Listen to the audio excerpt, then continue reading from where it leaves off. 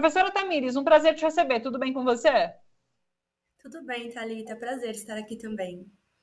Tamires, começa falando para a gente sobre a importância, então, desse ato que acontece no domingo na Praça Charles Miller, a partir das 10 horas da manhã. A TVT vai estar transmitindo, tá bom, pessoal, aqui pelas redes sociais e pela TV.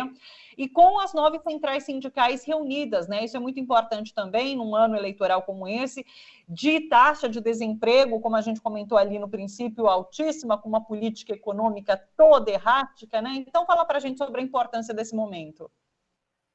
Então, Thalita, eu acho que o 1º de maio de 2022, ele ganhou contornos bem específicos, né? Não só porque é um ano eleitoral, nós estamos sob essa atmosfera de ano eleitoral para o Poder Executivo no âmbito federal e no âmbito estadual, mas também pela situação que a classe trabalhadora se encontra, né? E eu acho que é interessante trazer aqui para a nossa conversa um exercício de consciência mesmo sobre qual é o lugar do trabalho na sociedade brasileira e qual é o lugar do trabalhador e da trabalhadora nessa conjuntura, né?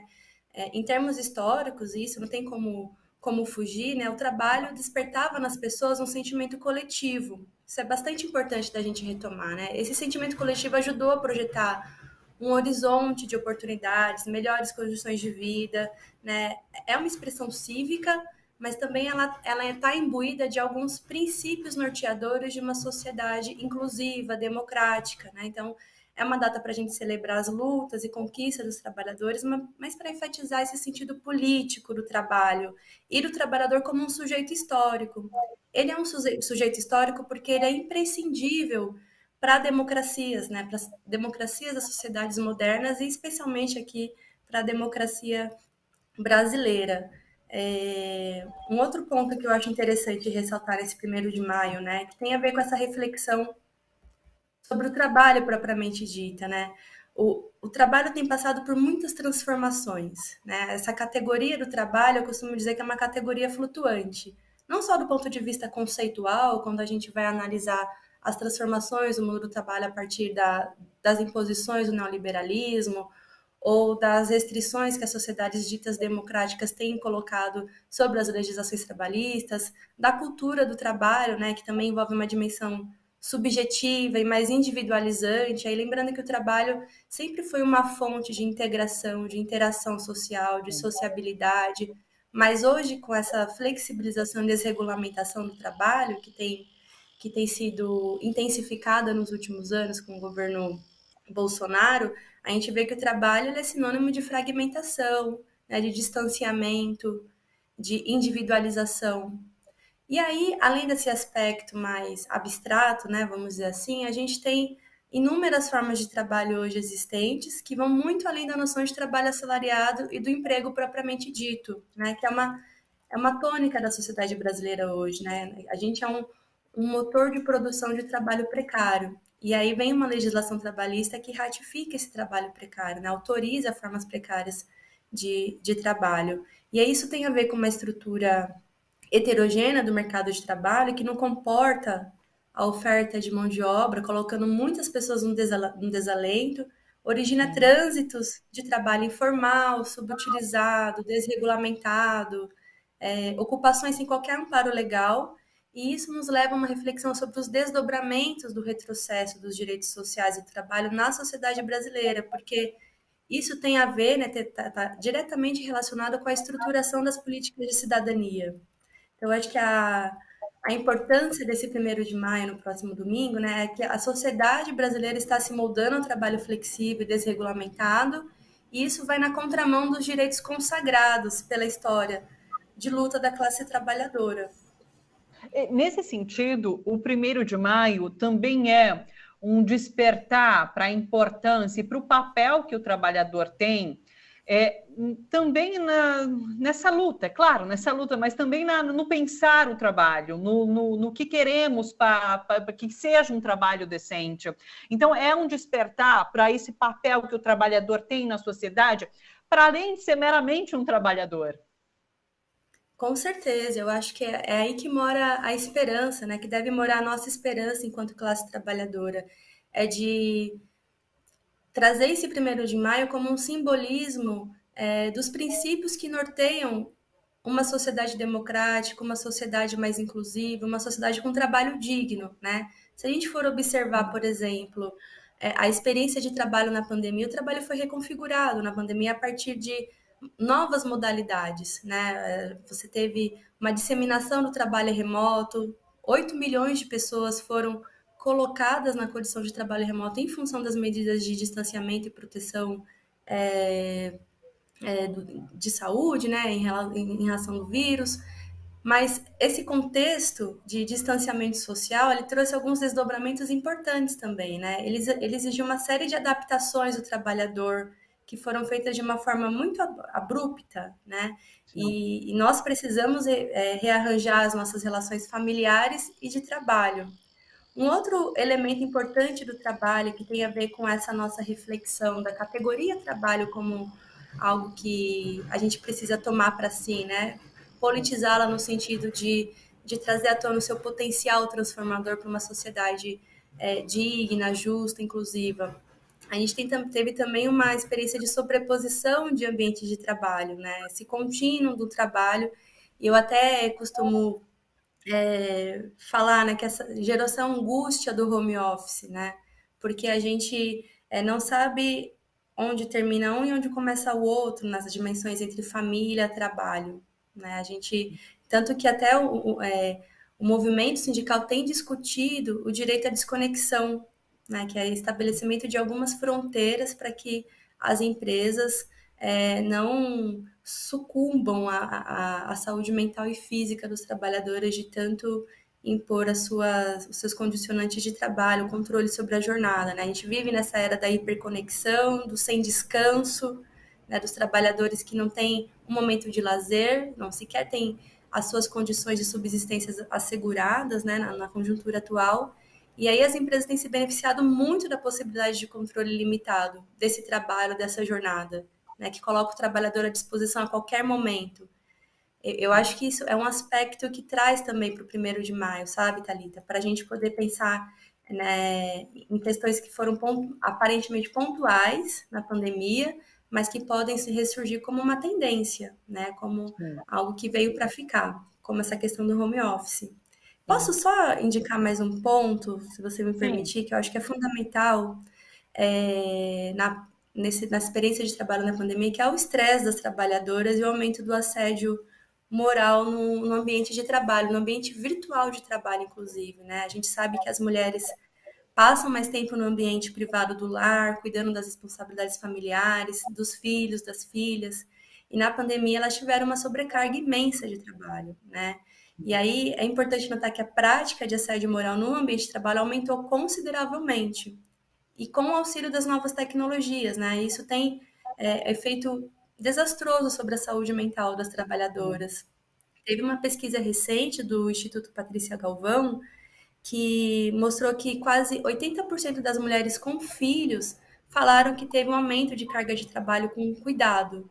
E 72% das mulheres com e sem filhos relataram aumento da carga de trabalho doméstico, né? Ou seja, essas divisões que existem no desempenho social do trabalho a partir do gênero também foi ressaltado na pandemia, né? Esses efeitos sobre o trabalho, eles se colocam como uma tendência, que a gente precisa também estarmos atentas sobre isso. Perfeito, esse recorte de gênero é muito importante, né? Porque, de fato, as mulheres foram as mais impactadas agora desse momento de pandemia, porque acabam sendo as responsáveis por cuidados, pelos afazeres domésticos, enfim, muito importante.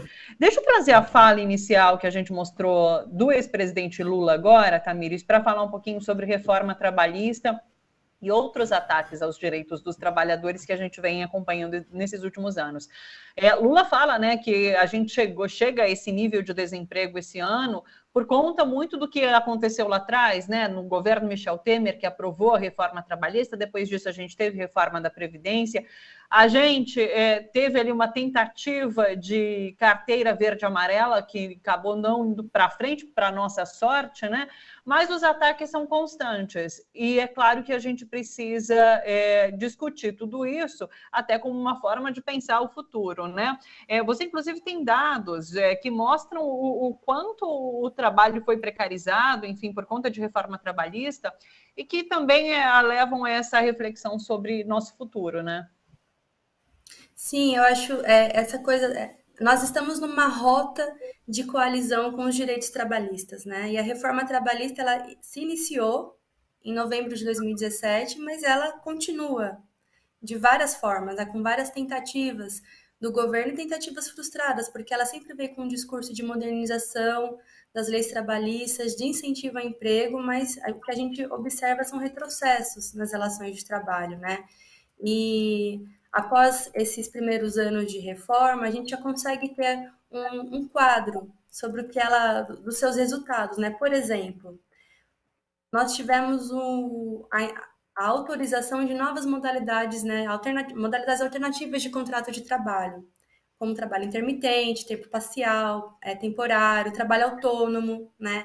A gente pode incluir também a terceirização irrestrita, e são modalidades de trabalho que, embora tenham descaracterizado a relação de empregado-empregador, elas ainda não estão disseminadas nas relações de trabalho, obviamente porque a economia está estagnada desde então, né? Né? E é importante frisar que não é a desregulamentação trabalhista que gera um efeito direto sobre o dinamismo econômico, são coisas distintas, né? Isso, na verdade, é uma retórica utilizada para convencimento da população, mas não se aplica na realidade. O que se aplica na realidade é o trabalho digno, né? É a vida das pessoas, é os direitos sociais, é a ampliação da democracia, da participação. E aí o trabalho intermitente em tempo parcial, eles representaram 24% dos contratos considerados atípicos em 2018, primeiro ano cheio, né, de reforma. Mas esse contrato intermitente, por outro lado, sobre o total de contratos de trabalho, incluindo os seletistas, respondia só por 33% de todos os contratados. Então percebe, assim, cria-se esse estado de frição em relação às reformas trabalhistas, mas do ponto de vista geral do mercado de trabalho, o que tem impactado os trabalhadores é a informalidade, é a subocupação, é o desalento, é o desemprego oculto, né, que é o trabalho onde inclui os bicos que os trabalhadores fazem para sobreviver. Tem um outro dado que é interessante também, né, que é da desocupação e da subutilização da força de trabalho. Subutilização é quando você despotencializa aquela força de trabalho disponível e acaba subutilizando ela por insuficiências de hora ou pelas pessoas que têm disponibilidade para trabalhar mais, mas não conseguem uma oportunidade. Só esses dois indicadores, que já estavam registrando níveis elevados a partir da crise de 2015 e 2016, hoje eles chegam a 28%, né? A taxa de subutilização está 28,3%. É bastante preocupante isso. E na pandemia, quase metade da população em idade para trabalhar estava desocupada ou fora da força de trabalho. Metade da população. Então, esses desafios todos, o mercado de trabalho brasileiro já é um tema bastante complexo para se discutir. Foi enfatizado, muito enfatizado nos governos petistas, mas ele volta de uma forma diferente. Nesse 1º de maio recebe essa ênfase nessa pandemia, né, que reconfigurou também essas relações trabalhistas e foi intensificada a sua desregulamentação. Só mais uma consequência que eu acho interessante a gente observar nesse processo, né? Que é uma consequência direta dessa desestruturação, é a pressão que isso gera sobre o financiamento das políticas públicas, né? Porque a partir do momento que você tem um mercado de trabalho muito restrito, né, que não absorve a força de trabalho disponível, você coloca à margem muitas pessoas que ficam dependentes de outras formas de renda, né, de outras formas de sobrevivência. E aí entra as políticas de transferência de renda que também não comportam um volume de pessoas que passam a depender do Estado para sobreviver. Ainda que a gente tenha inúmeras restrições para enquadrar o perfil dessas pessoas, né? Não à toa que a gente está assistindo um desmanche das políticas públicas, em função dessa crise que perdura no Brasil, e a escassez de oportunidade de trabalho digno, né? Então, a gente tem visto aí a população viver em condições subhumanas, né? Com muita miséria, fome, isso é bastante preocupante, e o mercado de trabalho, ele exprime isso, ele também produz essas estratificações, essas desigualdades. Perfeito. É isso, Tamires. Quero agradecer a sua participação, essas explicações sobre esse momento angustiante que a gente vive nesse momento e o 1º de maio que vai ser realizado agora no 1º de maio, claro, para tratar sobre todas essas questões. Muito obrigada, viu? Um abraço para você, até uma próxima oportunidade. Eu que agradeço, obrigada, até.